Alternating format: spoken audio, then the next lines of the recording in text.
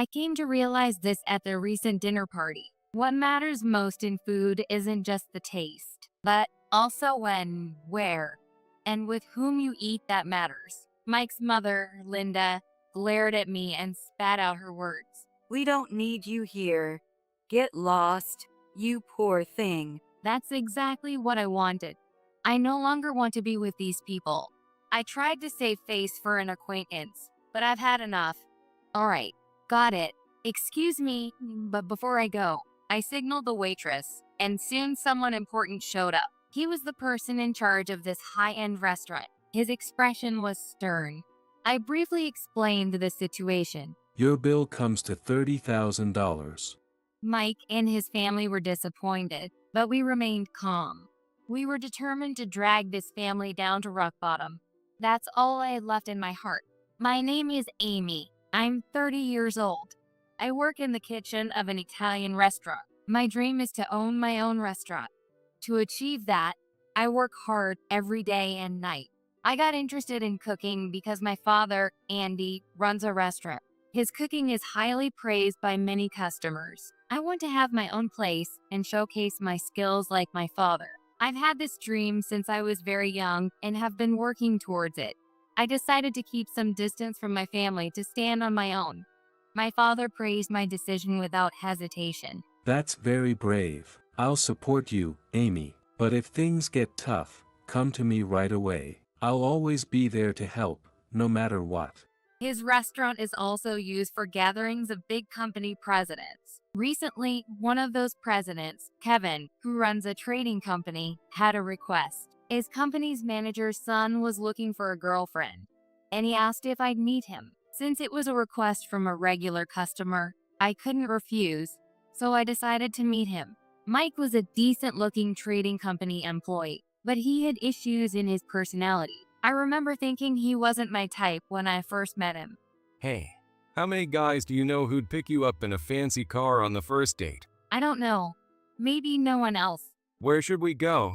Actually, I already planned our date. Come on, get in. Mike loved bragging about his wealth. Everything he wore and drove was a designer good. He listed all the benefits of dating him. If you go out with me, you'll never have to worry about money.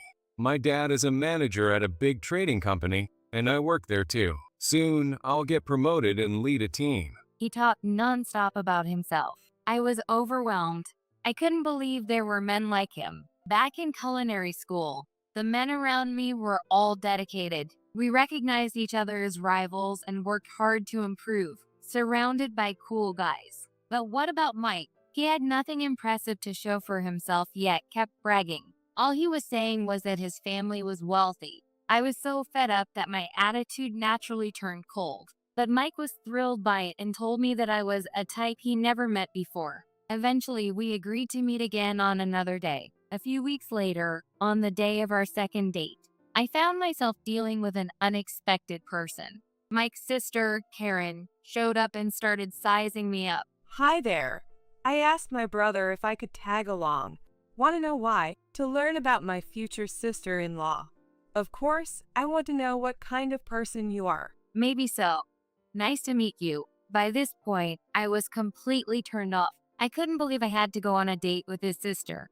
Mike seemed unfazed, but was this normal for him? In short, Karen was a nasty woman. She looked down on my appearance and behavior, asserting her superiority. Basically, she was just like Mike. She was also the type person who feels good by belittling others. Amy, what brand is that outfit? I think I'm pretty knowledgeable about clothes, but I've never seen it before. This is handmade. A friend of mine is really good at it, so sometimes we make things together from scratch. Handmade? No way. Are you poor, Amy? Hey now, Karen. Don't say it like that. Amy's dad is a chef, and I've heard he's quite skilled. I don't know where he works, though. Isn't it some downtown shop? Karen said that and laughed. I had no idea what was so funny. Even in downtown shops, there are plenty of chefs who serve excellent dishes.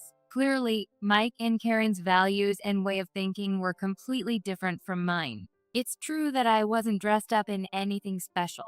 I knew I wasn't dressed up or wearing brand name clothes. I lived modestly. But that's because I'm self-sufficient and saving for my goal. I didn't want to be looked down on by someone living off their parents without working. Did I enjoy that date? No way.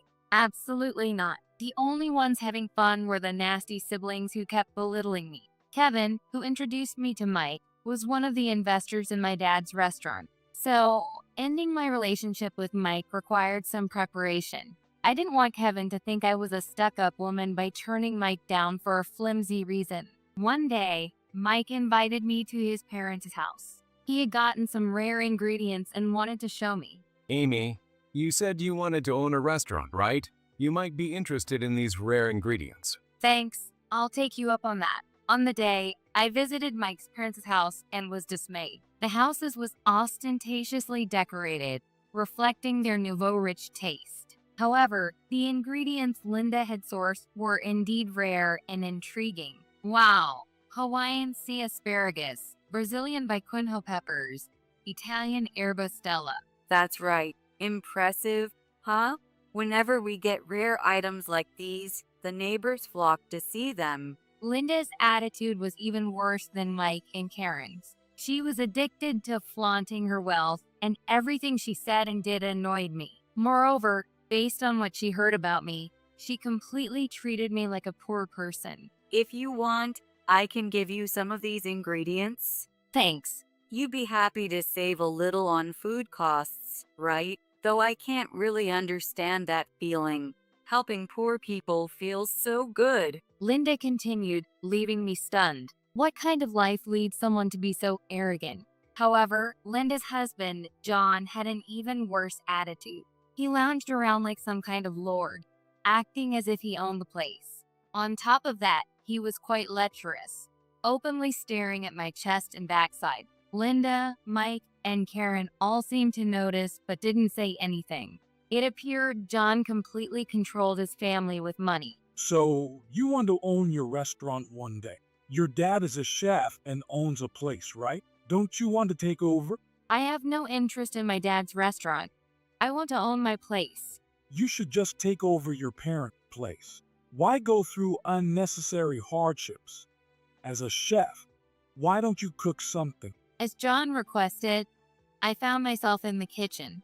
I was using those rare ingredients. I had never seen some of those before. I somehow managed to create a few satisfactory dishes. The four of them began eating without saying grace. John nodded. Not bad. It's pretty good. Considering it's her first time using these ingredients, it's impressive, don't you think? It's just average. Anyone could do it. Well, we could keep her as a housemaid. They all laughed loudly. Did I come here just to be insulted? John, Linda, Mike, and Karen were beyond my comprehension. I decided to complain to Kevin about all these unpleasant experiences to end the relationship smoothly. As they laughed, I made up my mind. That's what happened. They're really awful people, right? That night, I returned to my parents' house for the first time in a while. I wanted to tell my father about my interactions with Mike and his family. My dad looked completely taken aback. He crossed his arms and groaned. We have all kinds of regulars, but I've never met anyone who brags about their wealth like that. Me neither. I can't continue this relationship, and marriage is out of the question. I absolutely don't want to marry him. But Kevin introduced me to Mike. Are you saying it's hard to refuse? Are you worried about the impact on our restaurant? If that's the case, don't worry about it, Amy. My restaurant will be fine. There's no need for my daughter to worry about anything. What's more important is your happiness. My dad's words blew away my doubts. By the way, Mike's dad, John, has been to our restaurant before. Really? Did he just forget? Probably. You should bring him to the restaurant sometime. And if you continue the relationship, it's important to thoroughly assess him. Following my dad's advice, I decided to investigate Mike thoroughly. I looked into his education, career, and social connections, things I had previously ignored. As a result, I discovered some shocking truths about Mike and his family. There was no way I could tie my life to these people. So, I decided to end the relationship definitively at some point. The opportunity came a few days later. Mike asked me to arrange a dinner party. From the way he talked, it seemed he intended to propose to me in front of his family. I don't know what he liked about me, but frankly, it was a huge nuisance. Still, it was a good opportunity. I decided to end the relationship in front of his family. I booked the restaurant as instructed, prepared thoroughly, and waited for the day. This restaurant is not bad, especially for those on a budget. This place is sometimes used for company dinners. The food is excellent. Karen, eat more. I wanted Italian. Amy, you really have no sense, do you? Come on, Karen. You said you didn't care where we went, remember? Mike and his family seemed to be having a great time. He was drunk and finally mentioned our engagement. He said he liked me and wanted to make me his wife. I immediately stopped him. There was no way I was getting engaged. I'm sorry, but I have no intention of getting engaged. I came here to end our relationship. What? What are you saying all of a sudden? Linda's expression changed at my words. She seemed angry that her son, Mike, was being dumped right in front of her. She laughed sarcastically and told me that I had no right to choose. A rude and ignorant person like you? We don't need you. Go home, poor girl. What matters most in food isn't just the taste, but also when, where, and with whom you eat that matters. This dinner party made me realize that deeply. Go home, gladly. I no longer wanted to be with these people. All right, got it. Excuse me, but before I go, I signaled the waitress, and someone soon came over. He was the person in charge of this high-end restaurant. His expression was stern. I briefly explained the situation. The bill is $30,000. What? $30,000? What the hell is this? Who do you think you are? This is my father, Andy. What? Mike and his family were speechless. They didn't expect my father to be working at such a high-end restaurant. In this restaurant, my father is the head chef, and my mother manages the entire business. Karen treated me like a poor person, but my family is much more respectable than Mike's. It only seemed like I wasn't wealthy because I was trying to achieve my dreams on my own. My father gave a brief introduction, but his eyes were clearly filled with hostility. I was curious about the man my daughter was dating, so I did some investigating. Mike, you seem to be quite a terrible person. What? What are you talking about? You're currently cheating, aren't you? You're involved with 2 other women besides my daughter. Mike fell silent. Actually, my father and I had hired a private investigator to look into Mike and his family. The results were disastrous. There was no way I could tie my life to these people. So, why don't you be honest? Maybe your family didn't even know. Mike, is it true? Mom, did you know? I didn't know. How about you, John? Well, actually, I did know. He came to me for advice. I told him to be careful, but Mike. It turns out that Mike had once gotten a woman he dated pregnant. At that time, he secretly consulted John, who urged the woman to have an abortion. Mike didn't take responsibility himself and let John pay her off to settle the matter. When I mentioned this, Linda and Karen's eyes widened in shock. Did you force her to have an abortion? Seriously? You made her do that? Why didn't you tell us? You idiot. Sorry, but I thought you'd both be mad if I told you. Of course we'd be mad. What do you think life is? Unbelievable. Karen berated Mike, but she wasn't in a position to criticize others. My father and I also pointed out Karen's faults. Her behavior was quite appalling too. Karen, can you really criticize your brother? You've been playing around with multiple guys, haven't you? Unfortunately, they all seem to be just nightlife friends. Nightlife. Karen, are you still involved in that? Hand over the credit card right now. I won't allow this anymore. What? No way. How am I supposed to pay without the card? Karen was unemployed and had no intention of working. She planned to keep living off her parents. From my perspective, it is unbelievable that I am focused on self-reliance. My father didn't spare any mercy on Karen either. Karen, you need to have more self-discipline. Do you know what your nightlife friends call you behind your back? I'm sure you don't. What? I don't know. What do they call me? They call you Sugar Mommy. That's a lie. I don't believe it. Unfortunately, it's true. The hosts call Karen Sugar Mommy because she's chubby and spends a lot of money. Our private investigator found this out thoroughly, so there's no mistake. Alex, Michael, Daniel. Eh, those are. The names of your nightlife friends. They all call you Money Pig. Maybe you should check next time you go to the club. No, stop it. I don't believe you. They all care about me. They wouldn't say such things. I won't believe it. Karen's eyes were bloodshot. Linda hugged and comforted her distressed daughter. Linda looked regretful. Nightlife isn't worth it. Relationships bought with money never last. Didn't I tell you to build genuine connections with people? Excuse me, but it seems you also haven't built proper relationships with those around you, Linda. What? That's not true. I've done nothing wrong. Stop making baseless accusations. It's not an accusation. It's based on thorough investigation. You can't criticize your children either. Linda considered herself a community leader, but in reality, she was disliked by her neighbors. Apparently, she was completely unaware of this. Her face showed utter disbelief. How clueless could she be? You're always bragging, just like your children. Your neighbors seem to think so too. Have you really never realized it until now? But that can't be true. During community cleanups, at neighborhood meetings, everyone is always friendly. We even have tea parties. Those tea parties are very unpopular. You might want to cut back. The neighbors all say they'd rather not go anymore. Stop it. Don't make things up. Linda was just like Karen. She didn't want to accept the truth. Mrs. Smith, Mrs. Johnson, Mrs. Davis, Mrs. Clark, and Mrs. Brown. I listed the names of Linda's acquaintances who had cooperated with the investigation. Linda's face twisted in shock. She might have felt betrayed. It's a lie. We're all friends. That's just on the surface. Behind your back, they all call you an obnoxious, bragging rich lady. Maintaining relationships with neighbors is hard. You must have gone too far. You should have known better. You bragged too much, didn't you? Linda broke down in tears. She didn't respond at all. The people she thought were her friends, but actually they weren't. She seemed deeply shocked by this and looked dejected. John spat out. You're all just a bunch of fools, and all useless.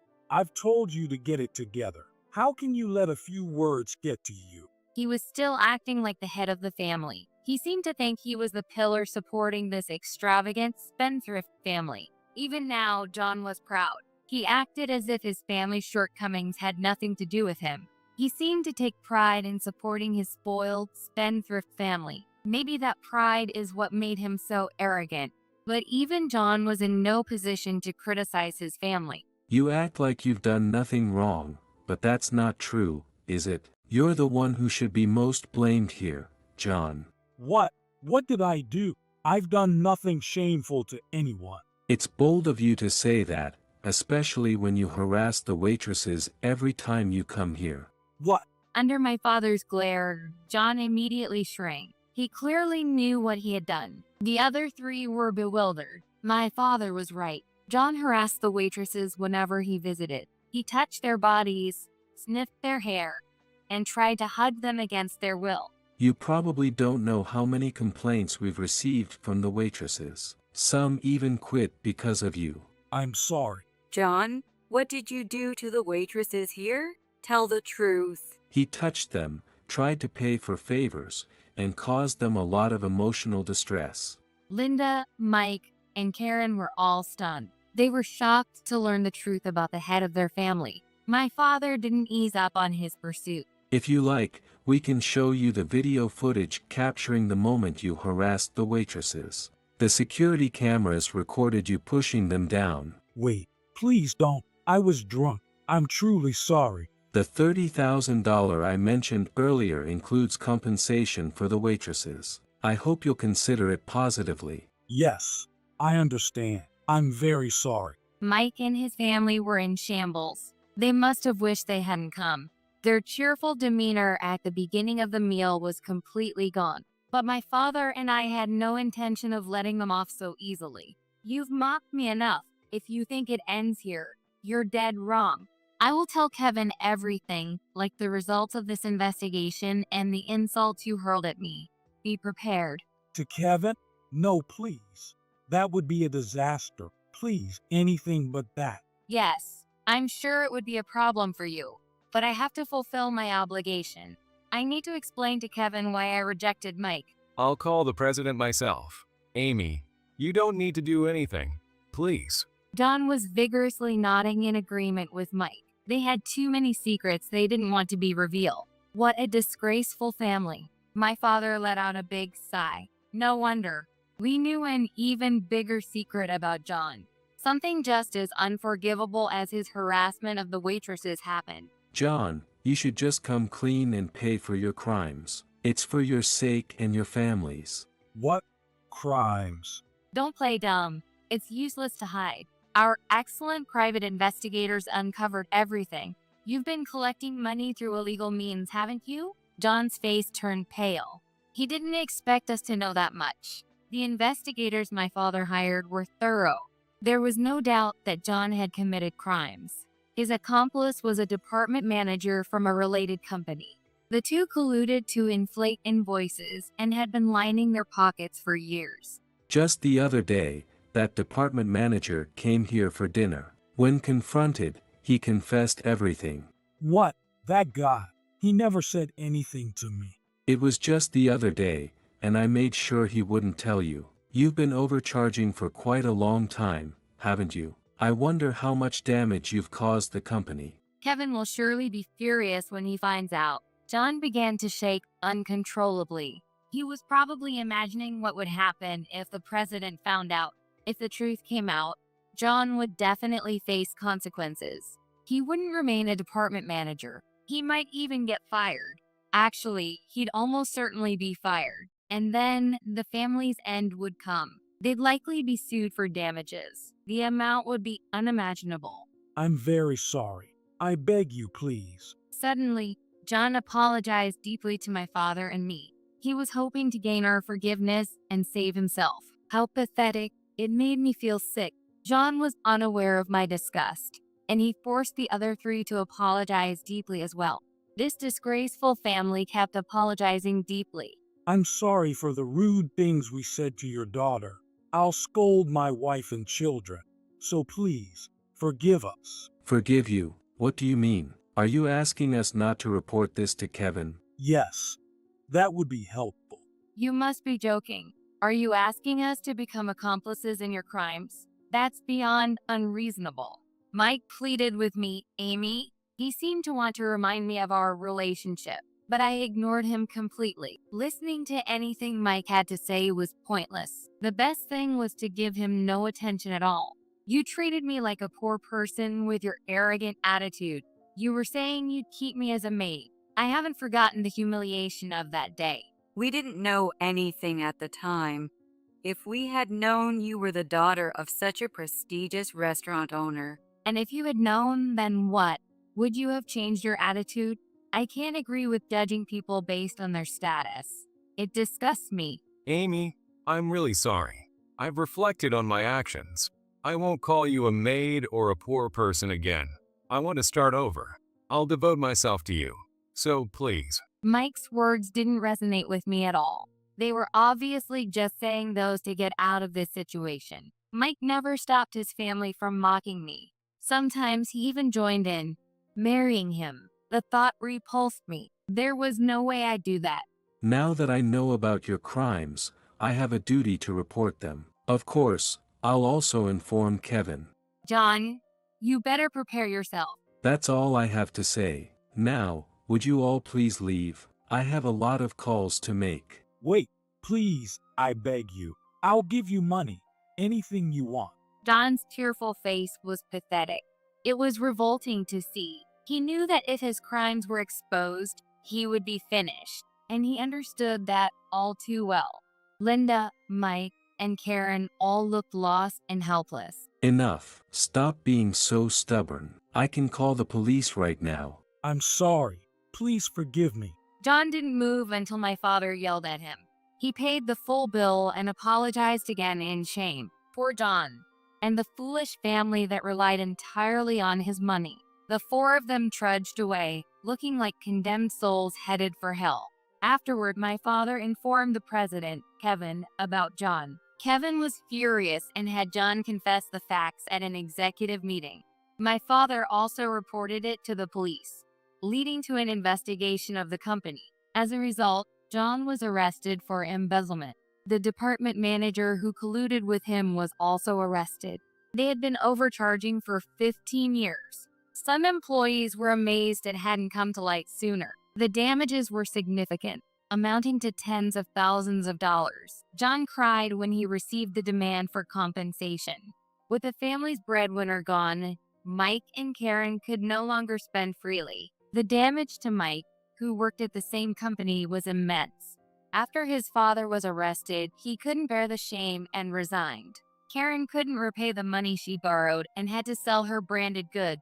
It wasn't enough, and without her parents' credit cards, she borrowed money from loan sharks. She now works part-time, barely sleeping, to pay off her debt. I hope she realizes this is the price for her reckless lifestyle. Linda, as the wife of a criminal, lives in shame. She couldn't greet her neighbors or go out shopping anymore. It was surprising to me that even she could feel shame. John suffered the most financially. In addition to the company's compensation, he had to pay $30,000 to the waitresses he harassed. 2 waitresses were victims of John's harassment. Sadly, one of them suffered emotional trauma and still receives psychiatric treatment. John's crimes are serious. He needs to reflect deeply on his actions. As John got arrested, Mike and his family began a downward spiral. About a year later, they sold their big, boastful house and land and moved far away. A few years later, I finally achieved my dream and opened my own restaurant. I started managing a creative cuisine restaurant that uses seasonal ingredients. Thanks to everyone's support, the restaurant is thriving. Sales increase steadily every month. This success is thanks to my excellent staff and the management consultant my father recommended. In fact, I have a good personal relationship with this consultant. In the future, I want to focus not only on the growth of the restaurant, but also on the fulfillment of my own life, which I have neglected. I plan to live in a way that ensures my happiness, so my father won't have to worry.